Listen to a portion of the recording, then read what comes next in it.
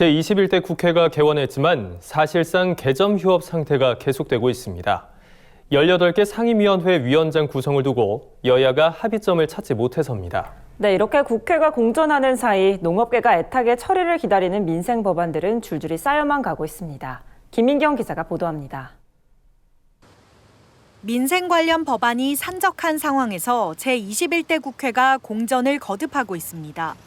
현재 국회 18개 상임위원장 가운데 예결위원장을 비롯해 12개는 공석입니다. 여당과 야당이 각자 몫을 주장하며 원구성 협상이 제대로 되지 않고 있는 겁니다. 이런 가운데 농업 관련 주요 법안은 발의만 된 채 표류 중입니다. 시급을 다투는 법안도 많아 농민들의 속이 타들어가고 있습니다. 대표적인 법안이 올해 말로 일몰을 앞둔 지방세 특례 제한법과 조세 특례 제한법입니다. 지방세 특례 제한법은 농지와 농기계류의 취득세 감면, 농업인에 대한 융자 감면, 농업법인과 협동조합의 세금 감면 등으로 농어민의 조세 부담을 덜어주고 있습니다.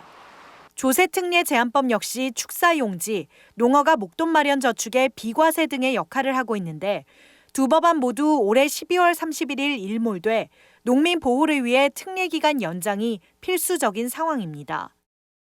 관련 법안을 대표 발의한 김승남 더불어민주당 의원은 코로나19로 직격탄을 맞은 농업인들에게 특례 기간 연장이 더욱 절실해졌다고 강조했습니다.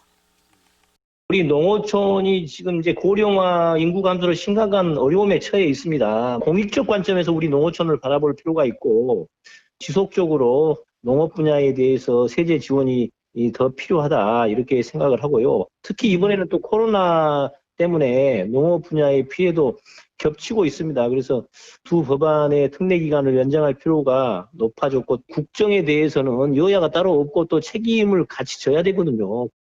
과수화상병 피해 농가의 농업 경영 회생 자금을 지원하는 법안 또한 과수 농가들에겐 시급한 처리가 요구됩니다. 이종배 미래통합당 의원이 최근 대표 발의한 농어업인 부채 경감에 관한 특별조치법 개정안에 이 같은 내용이 담겼습니다. 농수산업 경영 회생자금 지원 사유에 화상병을 추가해서 화상병 피해 농가가 다시 과수를 심은 뒤 수확할 때까지 자금을 지원해 가계 안정을 도모한다는 겁니다.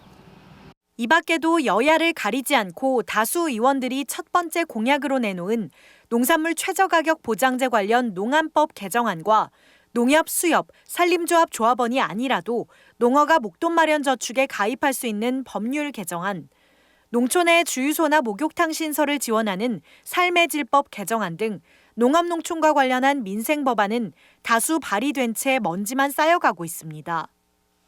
정부가 내놓은 제3차 추가경정 예산안 역시 국회가 개점 휴업 상태인 만큼 처리가 늦어지고 있습니다.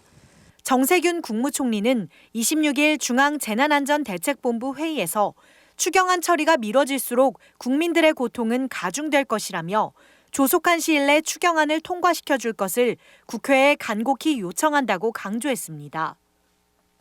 최근 21대 국회가 개원을 하였지만 아직까지 상임위원장과 상임위원들이 결정이 되지 못해서 여야는 계속 정쟁만 지속하고 있는 상황이고요. 농업 관련해서 시급히 처리해야 할 법안들이 많이 있는데요. 여야가 서로 기득권만을 차지하려고 하는 동안에 그 피해는 그 국민한테 고스란히 갈 수밖에 없는 상황이고요. 원구성을 협의한 뒤 민생 법안을 하나씩 처리해가는 국회. 코로나19로 어려워진 민심을 헤아리는 국회가 이달 안에 꾸려질 수 있을지 국민들의 눈이 국회를 향해 있습니다. NBS 뉴스 김인경입니다.